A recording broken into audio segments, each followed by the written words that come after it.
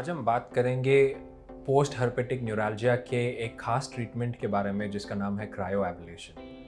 Post herpetic neuralgia एक problem है जिसमें लंबे समय तक दर्द रहता है हर्पीज ज़ॉस्टर इन्फेक्शन के बाद। इस विषय पे मैंने एक अलग से भी वीडियो बनाया है जिसमें मैंने विस्तार से जानकारी दी है। अगर आप चाहें तो उसको भी मेरे यूट्यूब चैनल पे देख सकते हैं। अगर मैं संक्षेप में बताऊं तो होता यह है कि जब हमें बचपन में चिकन पॉक्स होता है तो उसका जो वायरस होता है वो हमारे शरीर में रह जाता है और वो नसों के अंदर निवास करता है।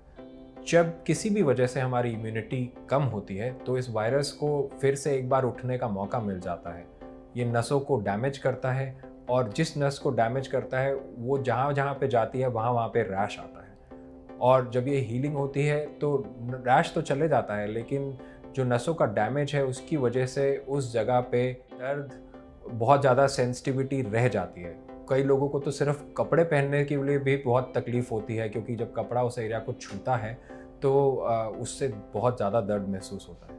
बहुत सारे मेरे मरीज़ों को नहाने में भी तकलीफ़ होती है, क्योंकि जब पानी वहाँ पे डलता है तो बहुत तकलीफ़ होती है।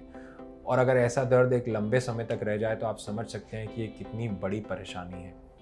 तो इसकी बाकी ट्रीटमेंट के विकल्पों के बारे में हमने अलग से दूसरे वीडियो में बात किया है, लेकिन इस वीडियो में मैं सिर्फ क्रायो एब्लेशन के बारे में बात करना चाहता हूँ। क्रायो मतलब फ्रीज करना या ठंडा करना, एब्लेशन मतलब डिस्ट्रॉय करना।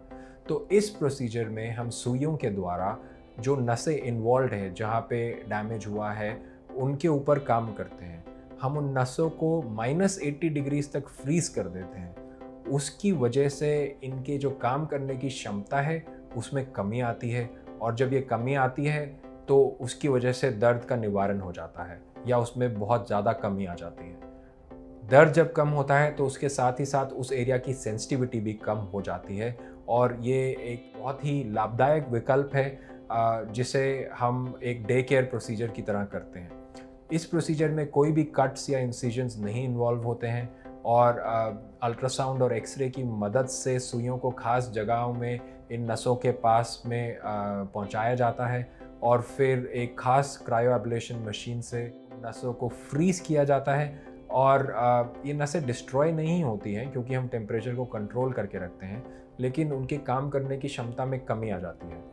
6-8 महीने बाद ये नसें वापस सामान्य की तरफ जाने लगती हैं, और लेकिन ज़रूरी नहीं है कि दर्द जो जैसा पहले था वैसे ही वापस आए, क्योंकि बहुत बार जब ये रीग्रो करती हैं तो ये नॉर्मल की तरह रीग्रो कर सकती हैं, या अगर दर्द वापस आए भी तो ज़रूरी नहीं है कि उतना ही वापस आए। और मान लीजिए अगर ये दर्द उतना ही वापस आता भी है तो इस प्रोसीजर को आराम से फिर से रिपीट किया जा सकता है। और मुझे लगता है कि इस प्रोसीजर से काफ़ी लोगों को लाभ होता है और हो सकता है। इसीलिए मुझे लगा कि इसके बारे में जानकारी लोगों तक पहुंचाना बहुत ज़रूरी है।